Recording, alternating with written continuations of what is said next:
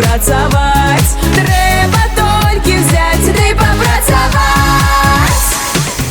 Каб у кожнай хаце быў дабрабыт, каб у кожнай хаце быў мір і лад, кожны дзень заўжды каб сонечным быў, а ўначы каб зорным быў далягляд. Каб гулялі хлопцы з дзеўчынамі, шанавалі каб адзін аднаго, заставаліся на роднай зямлі ды рабілі дабро. Калі хто ляжыць і не дуе ў вус, хто лянуецца, той не беларус. Каб не скардзіцца, не пытаць чаму, шчасце зарабіць трэба самому, шчасце зарабіць трэба самому.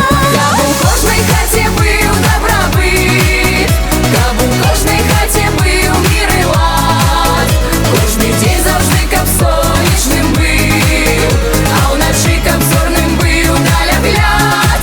Каб гулялі хлопцы з дзеўчынамі, шанавалі каб адзін аднаго, заставаліся на роднай зямлі ды рабілі дабро.